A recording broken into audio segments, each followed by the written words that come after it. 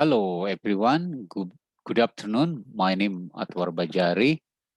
Uh, I'm from Faculty of Communication Science, Pajajaran University, Bandung, Indonesia.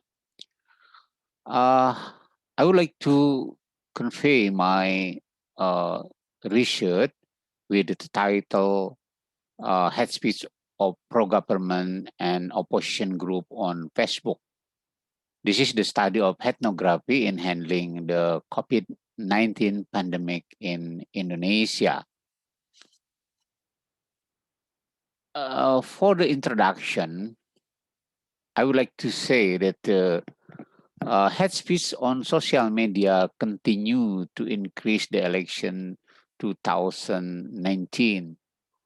Uh, Pro and anti-government uh, or opposition group continue to throw narrative to denigrate and insult each other. Uh, Hate speech usually appear as a form of a higher response if the opponent's character make a mistake and show incompetency in their role as a public figure. In the midst of the COVID-19 pandemic, hate speech is increasing.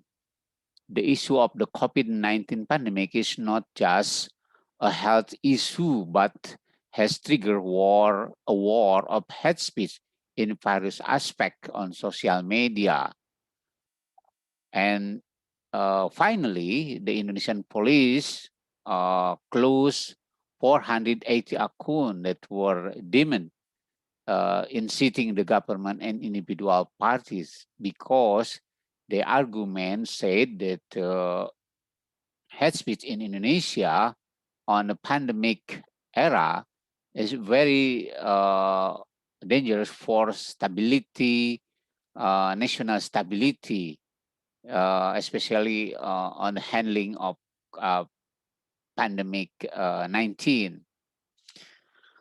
For the purpose of this research, we try to create three main purposes.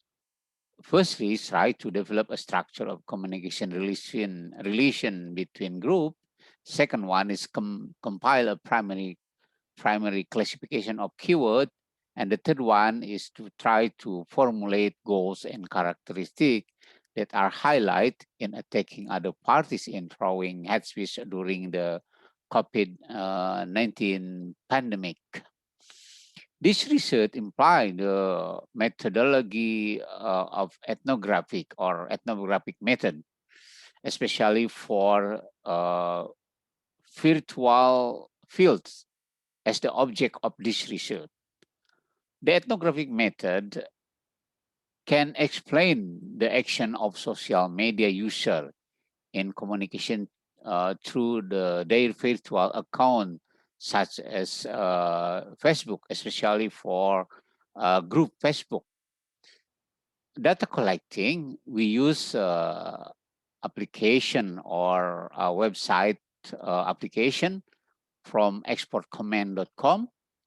And this application can retrieve data about content and interaction on certain Facebook page through its algorithm. For the analysis, we use N5.12 plus software analytic, especially for quantitative data. And the qualitative data, we use manual analysis. We got something like the pattern of the sentence, and then the keyword, and so on and so on. And we try to interpret manually. Data source came from a Sikh pro-government account and Sikh opposition account group. Data collection began when the government announced the first COVID-19 victim on March 2020. The number comment as a data that analysis in this research was 11,504 comments. This is not too big, I think, but this is enough for micro studies or micro research. For the results, the first one is we talk about the structure of communication relation between groups.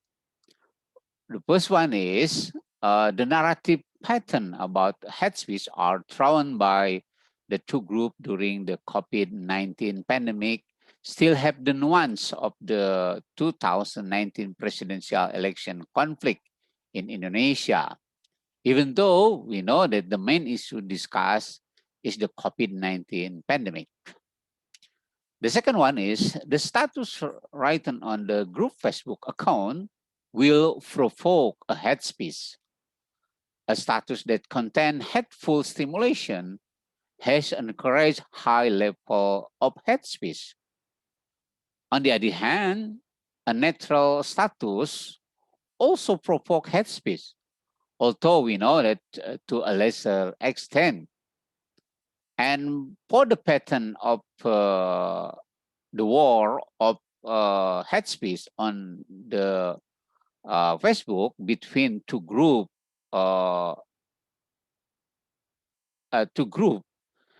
we conclude that hate speech has built a multi-way communication relationship structure. Hate speech usually leads the intended account to reply to hate speech.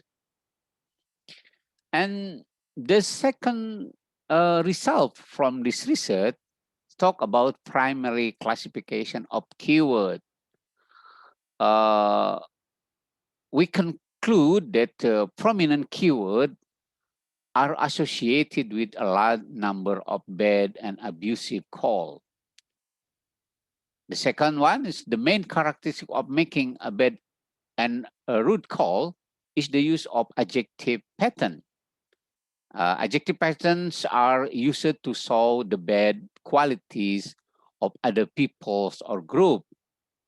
Adjectives that stand out are used to describe people who are stupid, pathetic, ugly, greedy, and retarded. For resuming our conclusion, I try to visualize with a table. If I explain for disgusting adjective word model indicated in our data, this is high, and a pathetic high also, and ugly is high. But for stupidity, greedy, and retarded, maybe moderate, still to quiet none from our data analyzed. The third one, we talk about the dirty pressure on government and opposition account.